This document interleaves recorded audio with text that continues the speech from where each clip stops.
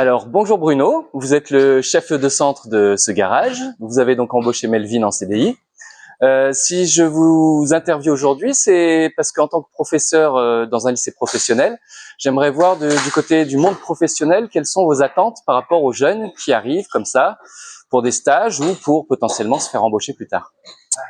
Alors bonjour, oui tout à fait, je suis Bruno, donc responsable du garage Speedy à Antibes. Donc nous, on a pris Melvin en tant que stagiaire quand il était en bac pro de mémoire. Il a fait quelques stages chez nous. Il a travaillé en CDD pour une période juillet-août il y a quelques temps.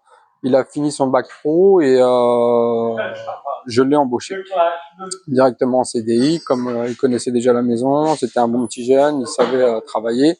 Donc j'ai dit pourquoi pas, on va lancer la chose et du coup on a embauché Melvin en CDI. Ça va faire 1 an qu'il est avec nous.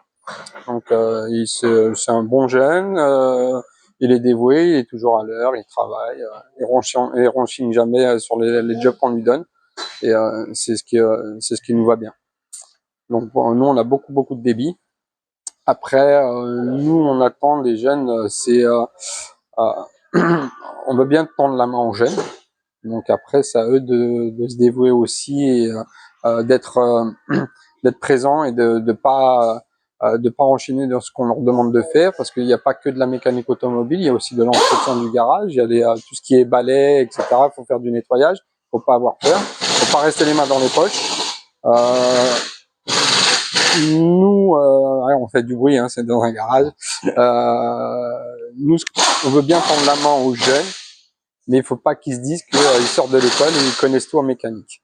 Moi, j'ai plus de 30 ans de métier et malheureusement, j'en apprends encore tous les jours, surtout avec la technologie qu'on a actuellement.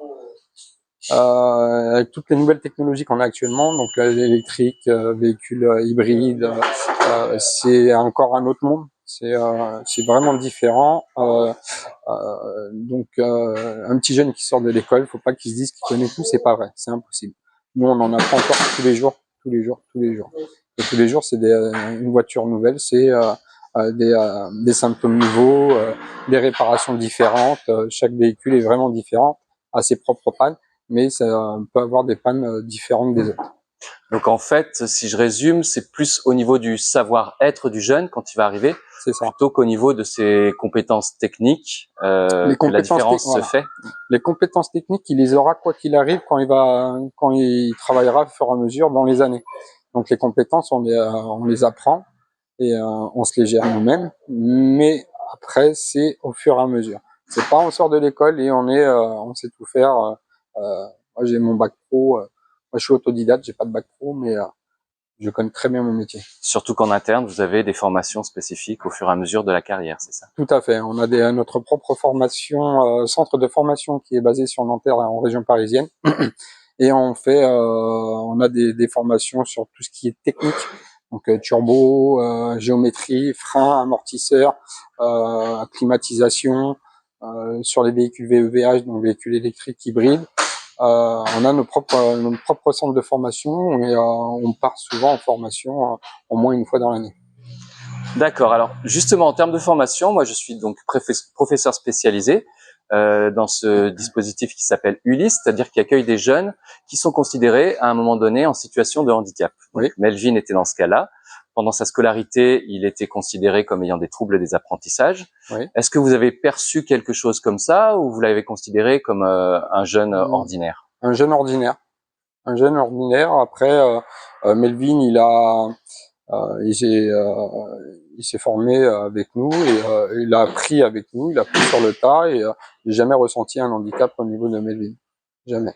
Ce qui prouve bien que on parle de situation de handicap, c'est-à-dire que des jeunes peuvent à un moment donné, au niveau des apprentissages purement scolaires, être en difficulté, mais que par rapport au monde du travail, aux compétences plutôt techniques, ils peuvent s'en sortir aussi bien que les autres. Complètement. À l'heure d'aujourd'hui, Melvin, il est autonome. Il est autonome, il sait faire les véhicules, on lui donne n'importe quel véhicule, il a une fiche DIAG, il a une feuille de travail et il fait le véhicule et quand il ressort le véhicule, j'ai pas de problème avec ça et j'ai pas de retour. Et s'il est vraiment dans la difficulté sur un véhicule, il sait très bien qu'il y a des collègues ou moi-même, on est là pour se soutenir et on vient voir et on se dépatouille comme on peut à réparer le véhicule et à faire ce qu'il faut. Donc il y a des choses, des fois c'est pas vraiment évident. Il sort de l'école, il connaît pas tout, c'est ce que je disais tout à l'heure. Donc quand il a besoin, il sait qu'on est là et on vient lui donner un coup de main, il n'y a pas de souci pour ça. Mais moi j'ai pas de retour avec les véhicules de Melvin. Et Melvin, il se débrouille quoi qu'il arrive tout seul. C'est vraiment un bon petit jeune et il a son handicap, moi je vous dis, je l'ai jamais ressenti. Eh ben, merci de lui avoir tendu la main. Avec plaisir. Merci pour votre accueil. Merci. Et j'espère que les jeunes comme Melvin entendront ce message. Avec plaisir. Merci pour tout, beaucoup. au revoir. Bonne journée.